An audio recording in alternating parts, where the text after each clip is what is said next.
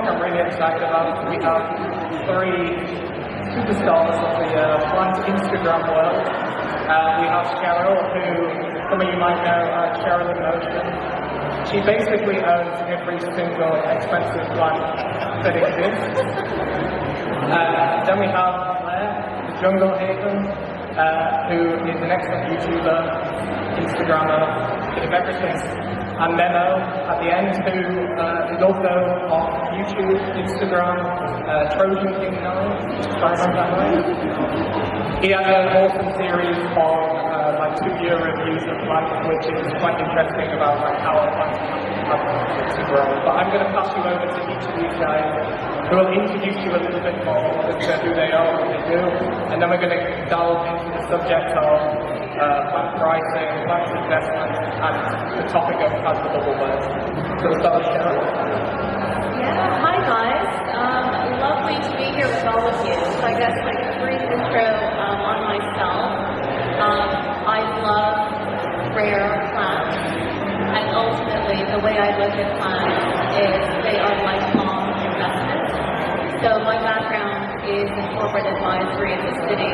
I invest in things like crypto, property, handbags, etc. So the way I look at plants is in a similar way to those other investments. So really keen to discuss this really important topic of plant pricing, because I do believe that the rare plant industry needs an overhaul to make it safer and more sustainable for all of us. Hello everyone. A bit loud.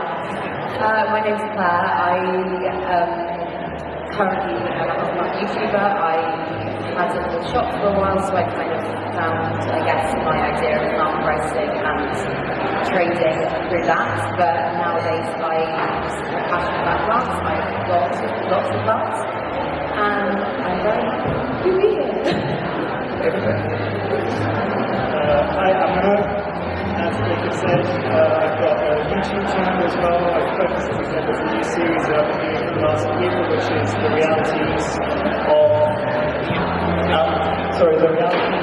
actually owning some of these rare plants and what it might be like to own 2-3 years down the line, because everybody buys, they're so complicated, they potentially sell, but nobody talks about the realities of owning them and how or difficult it might be. And my kind of background and link to the business of houseplants is in my day job.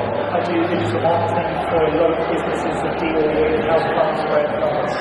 So stats, I know a lot of stats about what people are doing when it comes to plants online. Thank you guys for the intro. Can I just get a show of hands? Who got into rare plants before the pandemic? And who got into rare plants post-March 2020? Okay, so about 25% before, 75%. I think everyone would probably agree over the last kind of 2 years we've seen a crazy increase in prices, and then kind of over the last year everything has kind of settled out a little bit more. So I want to just ask you guys, when did you get into plants? What started that kind of journey into rare? Yeah, so I have loved plants ever since I was a child. So I was born in the Philippines, and my aunt had an orchid garden, and then came to the West and basically worked crazy city life. And I think really about 8 years ago, I got into plants as therapy to get away from the city hustle and bustle. And then I got introduced to this thing called Instagram, and like watched these like Gen Z millennials like hustling these 5,000-pound plants. Like when people were losing jobs, I thought, wait a second, what is this philosophical spirit of Sanctity? And so then I got really interested in understanding not just the plants, but the whole market itself. And some of the practices are actually quite shocking in terms of people parting with hundreds of pounds, or even thousands of pounds, with like very little question to ask. So I'll hand over to Claire. You can share her views.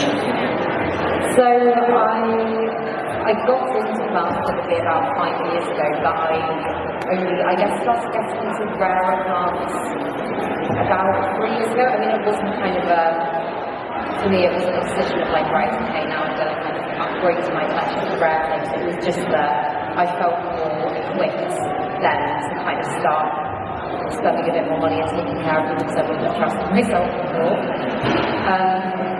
But yeah, I mean, I would say exactly what you said, Cheryl. I think I found the love of plant care, and that for me was the thing that kind of really hooked me in, and I thought, right, okay, if I can challenge myself with some rarer, beautiful plants in my collection, then I don't know, it kind of forces me to get back into my body and out of my head, and just go and chuck some water on that one. I'll listen to my plants and do their best. So I think that's what did it for me.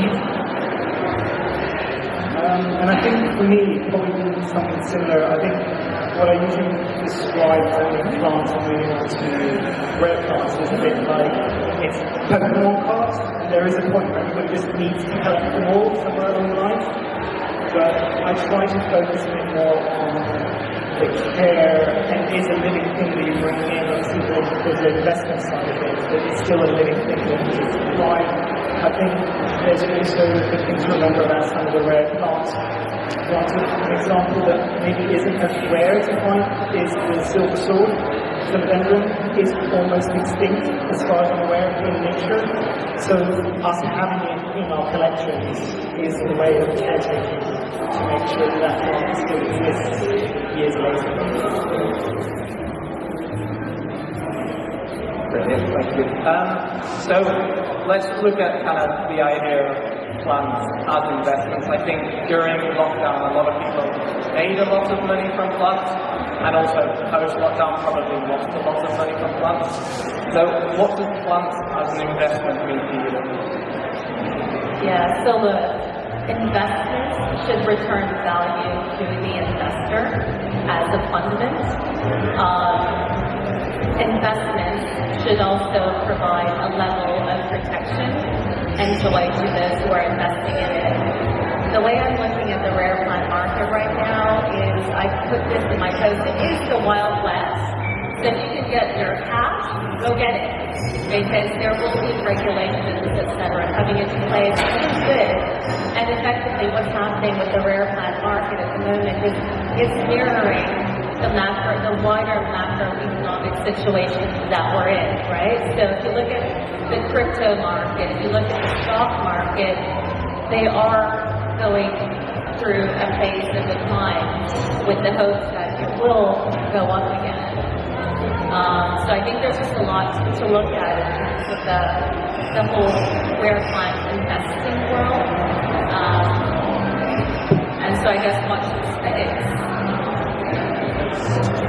I think for me it would be kind of just considering what is, when it is a large amount of money on a rare plant, what is actually a good investment, because I've seen so many rare plants that have started kind of in like the high hundreds, which for me is a lot of money, and then they just kind of slowly come down to their propagator, and people latch onto that very quickly, and then you wait 6 months, and then suddenly they're very accessible, they're very affordable.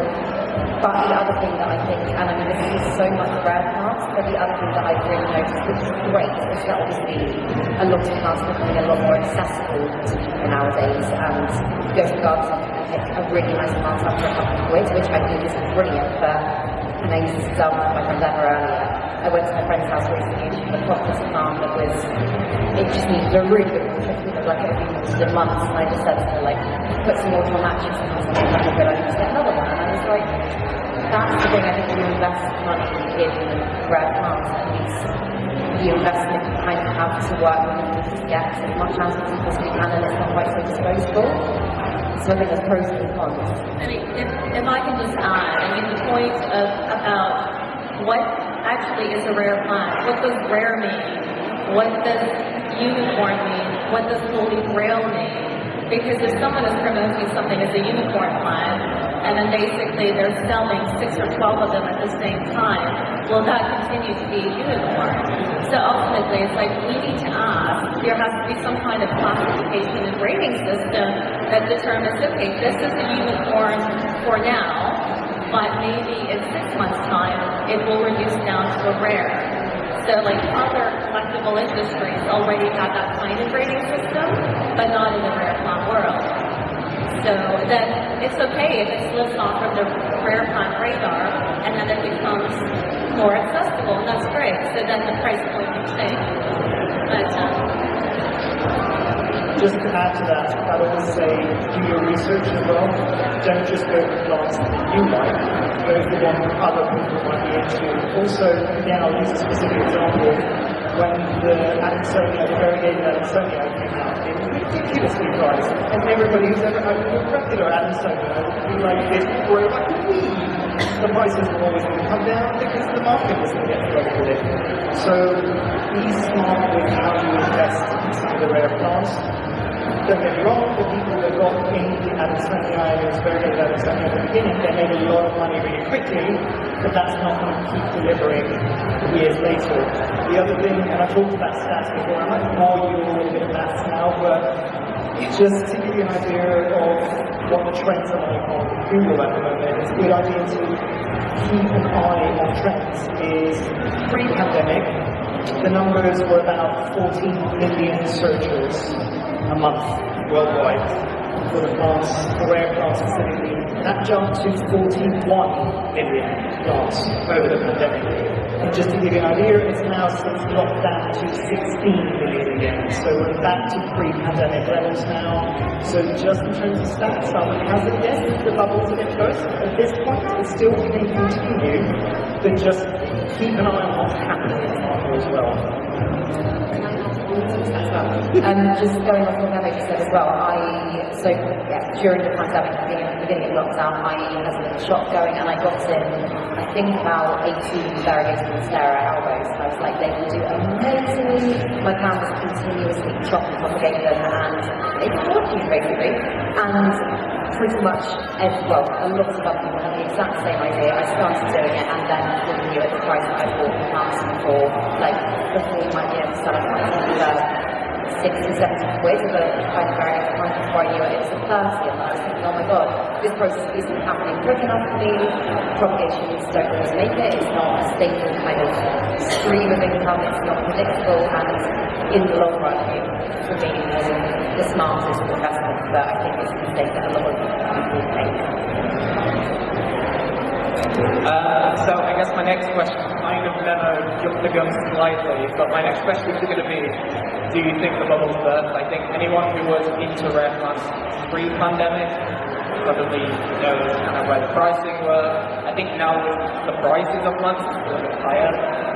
The community is probably bigger. I think an event like this shows the kind of desire and interest in plants has grown over the last few years. But do you think the bubble's burst for good? Or do you think it's just a natural, ebb in the cycle? So I think the pandemic bubble has burst, and basically the industry is naturally moving towards its next iteration, and then there will be another bubble of stores. So I think with the rare plant industry as a collectible industry, it's so fascinating because there are elements in it that mimic other collectibles. However, it's a living, breathing thing, right? So it will grow. So a key issue we have with the classification of rare plants, unicorns, etc., is that people will cut and profit and sell. So then what you're selling is fungible, i.e., if I sell a plant to Emma, it's going to be identical to the one that I just sold her. So then it's a downward spiral. And I think what we do need to look at as well in the rare plant industry is making something that's fungible, non-fungible, based on its origin, who has sold it, the part of it, etc. And, all of you guys, all of us who are on Instagram who care so much for our plants, we're valuable. We add value to that plant. So at the moment, I'm spending quite a lot of time understanding the Asian plant market, because to be honest with you guys, like, I have serious respect for those guys because they're busting their balls. They're looking for innovative ways to continue to become millionaires. So during the pandemic, they have become millionaires. So what they're getting into now is variegated forms of plants that were rare 2 years ago. My dog agrees. And they're spending time to do research, finding tissue culture labs, paying tissue culture, and then hopefully after 12 to 18 months, producing variegated plants. So basically what's going to come into the rare plant market are these variegated iterations, and then I think a bubble will form on that, and will burst again. I think in terms of how the bubble bursts, I think yes, to a certain extent, but I also think that the thing that's left behind post-pandemic is the people that are really committed, the people that are really committed, dedicated, and not just in the rare plant craze. It's just a cool thing to pass time during lockdown. It's something that has become, whether it started in lockdown or whenever, it's become something that we can really kind of found a true joy for, and I think that is something that is amazing. I mean, we were able to find that during lockdown, fantastic. It doesn't really matter when it came to you. But I totally agree with what Cheryl said. I think the next kind of generation of plants like that, I'm seeing some incredible, we've been posting some insane ones with some amazing hybrid plants, lots of crosses that wouldn't have existed or people wouldn't have even thought to breed, whether it's naturally or tissue culture. I think that's the next step, and I'm sure there will be another surge of, oh my goodness, I want this plant for the sake of having this plant. But I think, again, underneath, like, with that bubble the first, the people that are really, I don't know, are in it for the true joy of it will be that. That's what I think. Yeah, full agreement with you actually on that one. I think potentially there might also be smaller bubbles forming at the moment, because during the pandemic it wasn't just the super rare plants that people got into. There were people just getting into houseplants who are now progressing in their own little bubbles of a kind of mid-tier rare plant. At the moment, and eventually they'll get to the really kind of hyped up super rare plants. There's potentially also, at least in what I'm seeing, very anecdotally from my audience, people are getting a bit tired of philodendrons and anthuriums, and they want something else. And I think businesses like yours, Obligated as well, we're seeing that there's a bit more interest, so we're seeing more kinds of choices coming into the market as well, so that might be the next big bubble that's going to happen. The variegated plants are always going to be there, and it's always going to be a bubble that's going to increase. But I think keep an eye out for new bubbles, which will be those different genes. I mean, I completely agree with those little bubbles. I think, and the quote-unquote bleeding out, so we're going to see a shift in the people who are investing in these rare plants. And I think also what's happening, or what needs to happen more, is like, just be honest, right? So I love rare plants. And basically I wanted to have these rare plants so I can look at them and tell friends I have these rare plants. And then I also want to propagate them and sell them so they can go to my charities. And then, there are a lot of millennials, Gen Z, whoever, basically collecting these plants, and they say, I love plants, but really they want to sell the plants. So go ahead and say, I love plants, and I'm also trying to make a lot of money from it. And then if you're honest with that, it's like, let's help each other do that sustainably, right? So basically, there's all these plants that are already well known now, and there's more going to come in, and we're going to think of inventive ways of actually investing and making money from plants, which I think in the future will include the metaverse. So things like crypto and NFT will make it into our world of rare plant collecting. Before I delve into another heavy topic, I have a fun question. So, what is the best plant you've ever purchased? in terms of like investment, what is the worth? I can give you a little insight into the host. During 2020, I was buying Burley Moss Fantasy for £100 and selling it for £1,000. That's probably the best. The worst one was Obligated. I think I spent £1,800, and I think within 3 weeks Rick's killed it, so I'm going to go minus £1,800 on that one. Do you guys want to go first? Okay, so I'm going to start off with like the worst class. So firstly, I think for you guys, I volunteered myself to be the greatest fool. So I don't know if you guys know about the greater fool theory, where basically it's about buying and selling assets that are overvalued, but with the hope that someone else will pay more than you pay. So I'm in that greatest fool, right? So my first purchase, oh my god, philodendron, golden dragon, variegata. This is such a good plant. I bought like 5 of them, and you guys are gonna. I spent about £7,000 or £8,000 for these 5 cuttings. They've all come green. What the hell is wrong with me? It's like all green. And then I think one of my best purchases was probably the Rhaphidophora tetrasperma variegata. So basically it was being flogged for £12,000 a leaf. I was a fool to pay the £12,000 a leaf, but guess what? I made 24K on the plant. And it just grows so well. It grows like a weed. So is it worth 12K?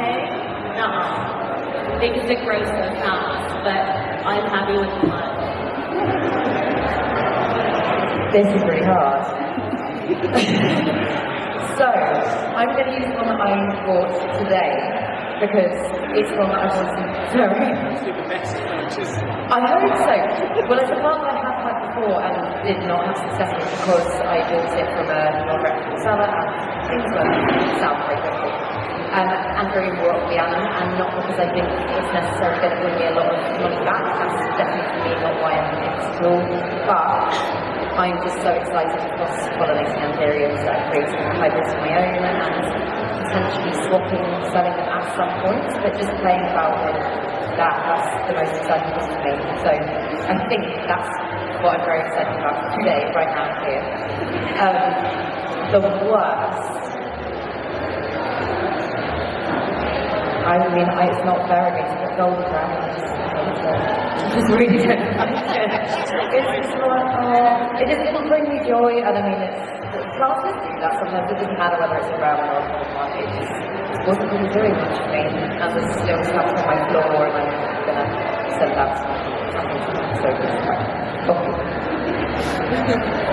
I'll start with the bad one first.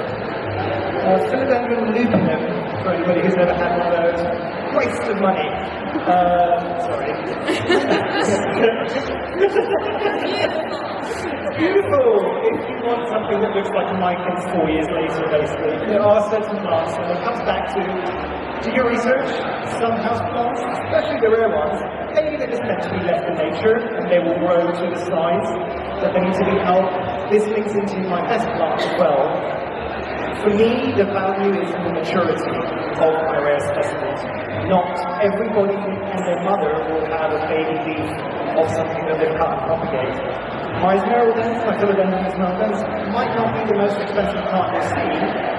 The biggest leaf that I have now is getting close to 3 meters long. I'm getting offered between 4 and 7 grand for a cutter. I still haven't cut it.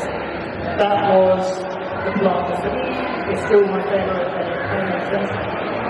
But find the plant that you like, grow it huge, and then we'll get your money back. Also important to be smart, and if you're buying a plant for investment, feel free to take a cutting and create 2 mother plants. I tend to have 2 of everything, just as a guarantee, and then grow the crap out of those plants, because the potential, I've got this Monstera obliqua Hawaii, like this tiny, unfenestrated plant leaf, and now the leaf is like almost a foot tall. Oh my god, it is so sexy.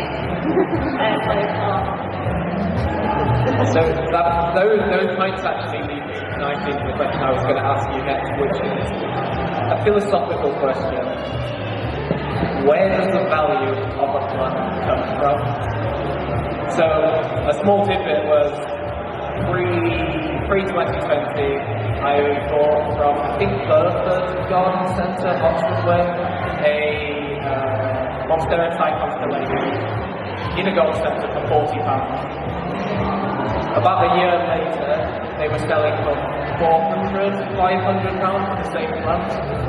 All that time, there was 90,000 plants in greenhouses in the Netherlands. Where does the value of a plant come from?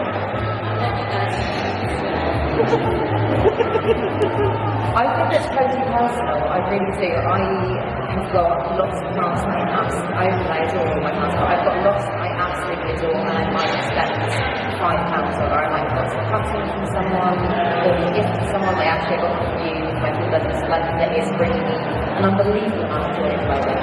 And there's, I don't know, as I kind of touched on earlier, I think the incentive to really kind of take care of the plants comes maybe if you're buying something very, very rare, or kind of like, okay, right, I've wiped myself out with that purchase, I need to make sure it survives now. But I think the most important thing for me has just been to value my plants of how much joy they bring me, whether it's a pot loss or £600 plastic. Yeah. I kind of echo that entirely. I think personally, it's that connection to the plant. I think the little side note is for a lot of people that are just doing this for the investment, it probably isn't going to be a plant they like, it's whatever everybody else likes that they're going to want. But for me, and again, I'll use an example, maybe a plant that most people haven't heard of here. I'm originally from Greece, and one of the most traditional flavours that we have is a thing called mastic. And it's, if anybody's had baklava or anything like this, it's a flavour that you can't place. It's a resin from a tree, looks a bit like an olive tree. It's particularly exciting. I lost my almighty mind when I found the local gardens that were selling this, spoke to other Greek people that I know that are collectors, and they're just like, how much do you pay? £50. They're just like we would have paid £1,000. It's that personal connection that you might have to something that will kind of do that to you. Same thing with alocasias for me. My mother, since I was a kid, and I used to take care of all of her alocasias, colocasias, because probably we use colocasias for food in Greece and Cyprus as well. I have an affinity to those aspects. Those plants for me are really special. I've got a lot of colocasias and a lot of alocasias. It's personally it's something that has value to me. I think market-wise it might be what has value to everybody else.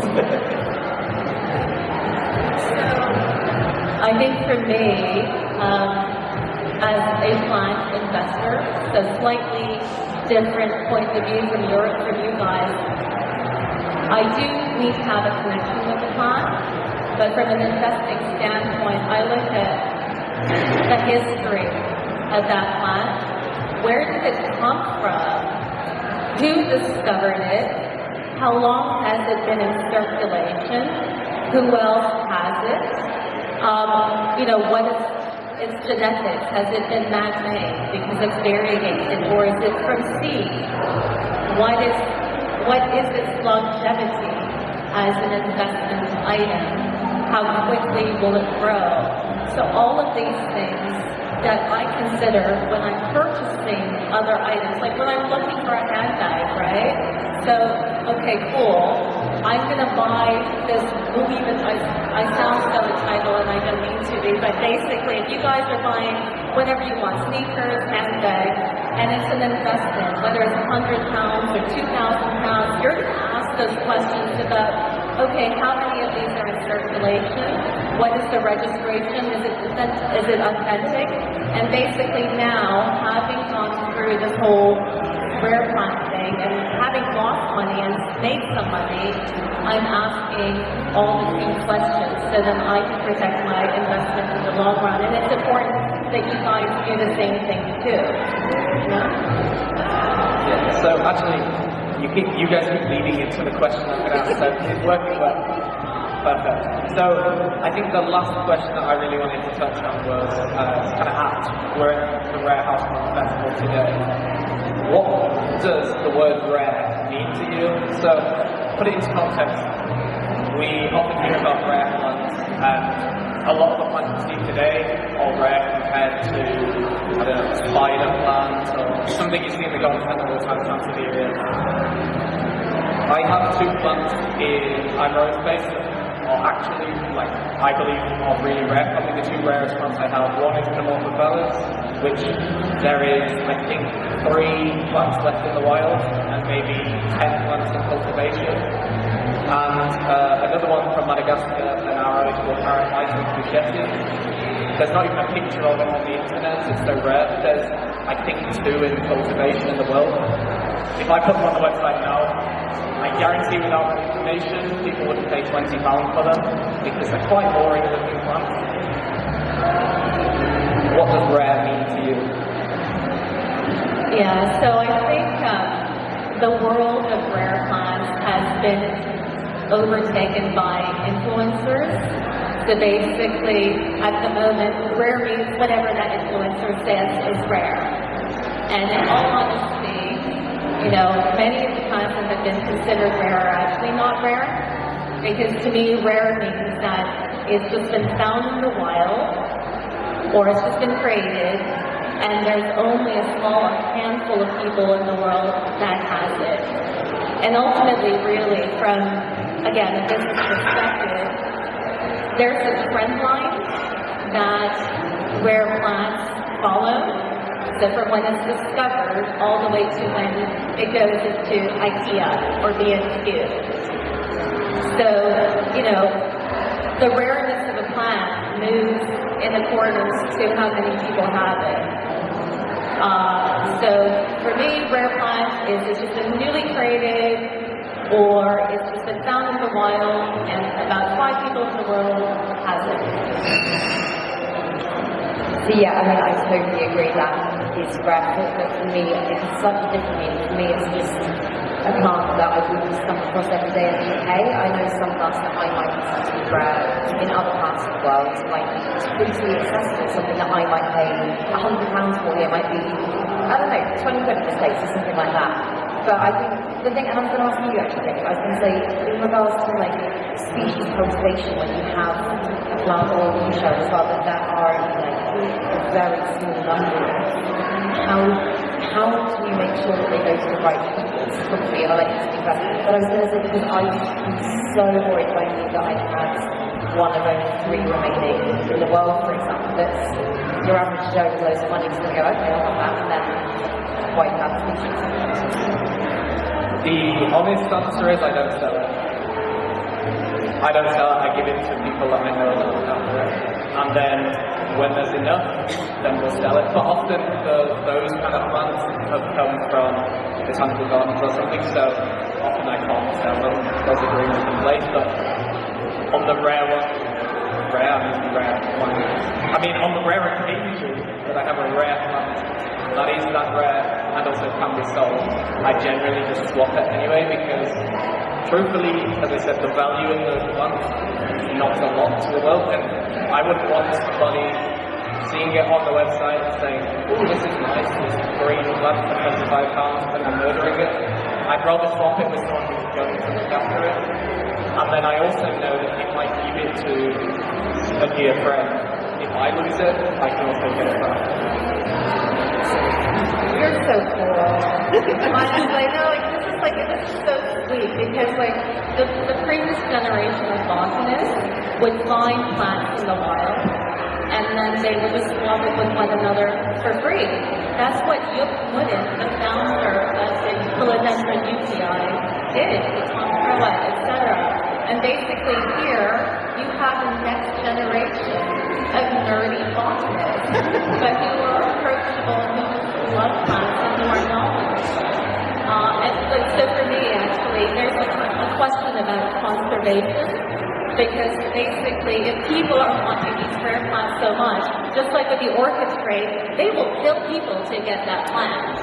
And basically, we have a responsibility as rare plant collectors to actually make sure that we're not plucking plants from the wild and leaving those plants to die. So I believe another avenue for investing is actually investing in keeping those plants rare in the wild. And like, fractional sharing of like, okay, I'll put in 50 quid, 100 quid, 1,000 quid, and I will have a piece of that conservation. So we need to think about that. Yeah, I think I would echo basically what everybody's saying, but the step further I would say is, in terms of what I would consider a rare plant, in a very basic term, it's something that hasn't been handled by humans for the last 30 years.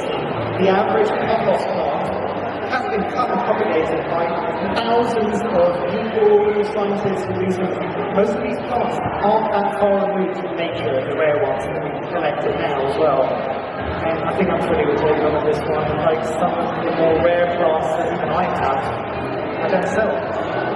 Because I want to know that they're going to get cared for. On the point of conservation, I agree with Cheryl as well, but also I always urge people to take a moment and step back when you're talking about plant poaching, essentially is what we're discussing here. Where did you think the common house plants that we have now in the market came from? We were all liable to a certain point as well. And I like the notion of that kind of investing back into the nature element of it as well. It's kind of getting that in, for your own peace of mind.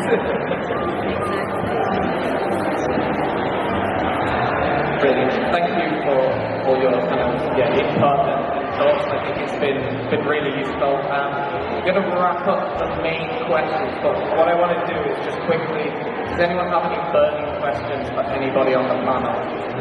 I'm going to run around like a fool. You don't really need to run around. And so, the things that I guess about the point that is not super rare, but that's why it's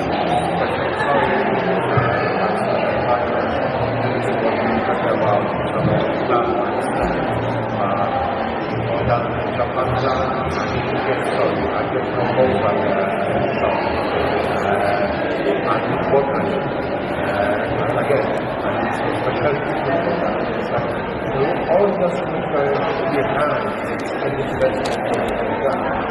The moment plant rights are great it's from Argentina, there's different climate, there's different soil. We need that as well. Hard to get them, I need to go like to figure out that Japanese plant I get from outside the shop. And they go from as well. So it's not easy. I need to figure out by myself what to do, how to make sure that it's enough points, enough sun, enough building. We live on the UK. We don't have enough sun, it's different models. Avoiding it. So I think that's maybe a good point to ask you is like, if you get a rare plant, so I think like the UPI variegated said, Sharon, something like that. So it's a plant that comes to you for the first time, a rare plant, there's not a lot of information on the internet. How do you learn to look after it? Yeah, so I think this is where experience is important. So I'm obsessed with UPI anyway, because we have several of those plants. And basically I understand the conditions of that plant. And then also I understand from the seller what conditions it came from. And then takes the time to replicate the conditions it's happiest in. And then I use liquid gold leaf. I echo the liquid gold leaf as well. But no, exactly what you said. I think if I get a plant that I'm not very familiar with, if perhaps there isn't a lot of listeners, I don't listen to people that much nowadays anyway. I think I've done so many things wrong with someone like this one, like water every 7.5 days, every Tuesday, and I'm like, I've lost so many plants. But exactly. So I look at the conditions that the plant is growing according to me from the seller. I look at its native climates, and I just try as best as I can to replicate that in my own home. And then if that's not going to be like, if that's like a cabinet situation or an acclimation bag or whatever it is, gradually kind of ease it into normal life. and then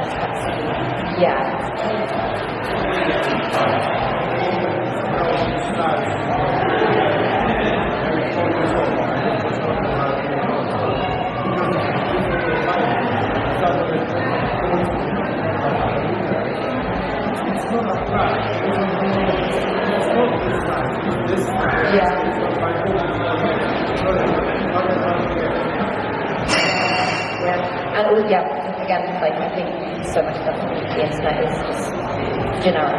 It's too generic, and plants aren't generic, they can adjust to different environments, and if you've got one that does do really well in like really high humidity, really high light, for example, and it's been kept and it's learned to adjust to different conditions, slightly different conditions, then putting it in its ideal conditions, if you first get it, is going to do it.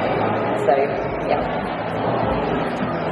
Just to add to that as well, sometimes obviously being aware of this environment can have its own set of challenges if there's not enough a lot written about this environment, but try to look at the environment around it, because what I think we a lot of times forget is that a lot of these rare plants are basically growing like weeds in their natural environment. So remembering that, this links into something that I feel very strongly about, as well as why I started the series that I'm doing on YouTube, which is a plant review series, because you can get reviews on shops for plants, but you don't get a review on the plant. And it's so personal to everybody's condition, and that's why I always encourage people on my channel as well to just kind of say, these are my experiences with my conditions, it's going to be biased to me. Share your experiences, and I'm trying to create, at least within the comment section of each one of the videos, people sharing their experiences, because what might apply to me might not apply to you for the exact same plant. Like you're saying, based in the UK, somebody who's growing this in Japan is going to have an entirely different growing kind of experience. So there are more movements that are starting like this, which hopefully should help with that collective groupthink, essentially. I think the only other thing I'd add is, and I don't think people talk about it enough, is like the actual genetics of the plant you get. And I think you see it if you know, like us where we're getting 20, 50, 100 of a plant. Sometimes you get plants that don't want to grow. Sometimes you get plants that do want to grow. And I think often people will buy a bad cutting or a small plant on eBay or whatever, and be like, why can't I get this to grow? And sometimes you've just got to back it.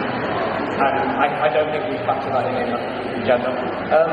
Probably like 2 more questions from you two at the front, and then we'll wrap up. Do you feel obligated to keep the sanctity of the word rare as people who are sharing information about plants on the internet?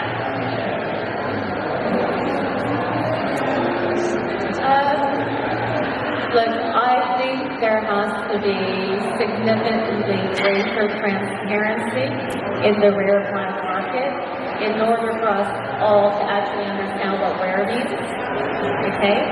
I think plants, rarity goes through a natural cycle like I talked about, and then eventually they drop off.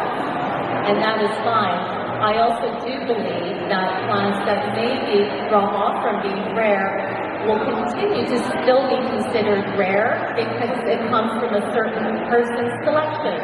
This whole non-fungibility thing that I mentioned to you. So if I get like an Esmeralda from the Trojan King, that is going to be special to me because it came from his selection.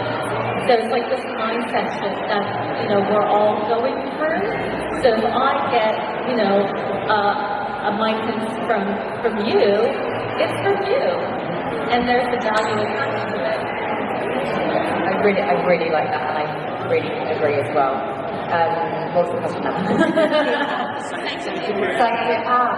Yes, I said no. I really love what Cheryl just said, and I also just think for me as well, I think continuing to talk about the plants that are actually, anybody like on social media or anything like that, anybody who's got any voice to just talk about things that bring you joy and not being like, oh, you have to get this ultra rare thing, you have to get that, because I don't think it matters really. I don't think it matters at all, and to me, it might be ways Don't be a bullshitter, right? Don't be like a bullshitter saying this plant is rare and it's going to be this price tag. Be honest and transparent. Because I think that's No, I fully agree with both of that. I think I always say this as well. The word rare, we're kind of stuck with it now because it's an easy way to describe some of these plants, and they're kind of, it is what it is. I don't mind the notion of a unicorn plant, which is something that not everybody might have in the collection. And just to expand a bit on what Phil was saying as well, I think an example of that might be the Anthurium deltatus, which started from a botanical garden, and there's a few plants, I'm kind of alluding to another example now, where also in this expression, the more serious collectors try to keep it within other serious collectors, because a plant that might need very specialized care, if it's somehow all of a sudden gone out into the mass market, it might not do so well. And I'll come back to the movement. It might not have worked for me, but somebody who's very specialized in that, and if it stayed within some very small communities, it might have been better. So it's, there's no such thing as the word rent.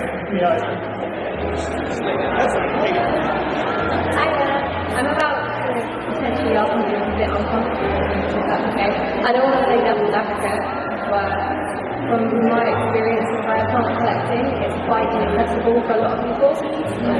And I have a dual path there. The first one is when the bubble establishes, what we want to do is something where more people can actually get their hands on it. How do you think that's going to actually impact the people who see it, for example, who sell the plants to us? Because basically, it's a bit technical-minded for me personally, because I feel like I'm literally taking it from them and then taking the profit that they're going to take for themselves. And the second part is from a biodiversity perspective. We're all into conservation and everything, but tissue culture is a genetic nightmare. Absolutely. So my master's in biotech, so the plants, one pathogen, quite small amount. We have to be really, really careful with it, and I want to know your thoughts on that. I just have a few thoughts on those questions. Start with the first one. I think going back to the taking away from growers, say Indonesia, Thailand, I think I've always had a problem with this notion of plant poaching in the first place, because I think as a community, a lot of people look at it as a black and white issue. They look at it as plants are being poached from the wild, people in Indonesia are bad. It was very black and white, and I think you actually delve into it. It was a time where everybody around the world lost their job. If you could go into effectively your back garden, dig up a plant and sell it to a person over the internet for £5,000, who here would have said no to that offer? I certainly would have. I'd have to stay and buy something. So I think often we like to shift the blame onto somebody else, and I think it's actually about policing it as a community. And nobody can be perfect. We've had imports of plants, and you'll come across a plant that import that will still have mud on it, and it'll be like a mature plant that's in sugar. So it's what do you do in that scenario? And we, at least for us, our decision was with those plants, we don't sell them. We grow them, we propagate them, and then we sell them when there's enough of that plant so that we don't have to import it again. And that was kind of our takeaway from that. And the other point that you made about accessibility of plants, I think whenever you talk about plants as an investment, it can often seem high level, a bit snobby, you could listen to someone like Cheryl, who I know quite well, and I really like Cheryl, talk about a plant that's £15,000 and be I don't even have £15,000 to put on a house deposit. I'm not going to be buying a plant for that. But I think as the market comes down, a lot of these plants are going to become accessible, and actually it requires somebody putting in the £15,000, the £20,000 at the top, then the £5,000, then the £2,000, then the £100, then the £50, then the £20, and then the nurseries in the Netherlands who make 10 million of them and put them in IKEA. It requires everybody in that step to make it accessible. And I think one good side effect of the crazy way the world is at the moment is energy costs are really high. Everything is really high, and there's a lot of stock of rare plants sitting in nurseries across Europe which needs to be cleared out because it's unaffordable for them to be hold of. So if you have a little bit of money in your back pocket and there's plants that you've been dreaming of, they're about to come to the market very, very cheap, very, very soon. And I think there's going to be a lot of plants which people have been dreaming of, which you're going to be able to pick up from people like us, very popular, and other garden centres, plant shops, and other people, in the plant community. I think, just to add briefly, ultimately your first point is really about governance and the supply chain. So as we had discussed earlier, there does need to be a proper governance process for rare plants. And then the other thing about the supply chain, there's a really good YouTube video that I think it's Botanist or Only Plants. He's really excellent, and he does talk about the supply chain. A key issue we have with our hobby is that everyone effectively is a retailer and everyone becomes a competitor, or under normal circumstances you would have the wholesaler, the distributor, and then the retailer. And I think we do really need to look at that. I support the Asian plant market. We do need to make sure that there are ethical practices happening, but those guys are inventive, but people do need to be more transparent about their processes, etc. And then about biodiversity. So I'm the entrepreneur in residence at King's College in Cambridge, and I'm so grateful to some of these guys who came in to talk. And basically we have big biodiversity projects there. And I think, nature is nature and we need to conserve, but tissue culture is also quite fascinating, as long as we have a solid understanding of what we're actually putting out there. So again, the third point is really about transparency. So I'm in the very, very early stages of learning about tissue culture, so I am not going to talk about that because I don't know. But in terms of accessibility to rare plants, I completely feel you. I mean, for years before I ever got anything rare in my collection, I was looking at them online, I was dreaming about them. I haven't got anything ridiculously rare, but anything rare I have now, I'm just like, oh my god, I feel so waiting to have it in my collection because it's something that I've really had to wait for. And I think the same goes for so many of us. I mean, I think, and this is just me personally, but I mean, I know you definitely feel this way as well, from telling you what you feel, but from what you've said before, I think just to continue to, as part of the plant community, on the whole, a lovely group of generous sharing people, to continue sharing the love of plants with each other, whether they're rare or they're anything that brings you joy, something you feel like you can pass on. And I think, again, plant swap, I was doing a plant swap in October, I think the idea of plant swapping is just such a fantastic idea to expand your collection in a way that isn't hurting you financially and is kind of more resourceful in some senses. It isn't just like, oh, well, I'll place an order, chuck a load of money at this plant and, continue to pay it forward. And I think I'll expand on that as well, as being plant swaps will win, but same thing. And I think there is that kind of notion of transference, what Cheryl was talking about before, the kind of hardcore investors and the Jacobs of the world, so the more kind of traditional botanists kind of mindset. Some of my rarest plants were gifted to me.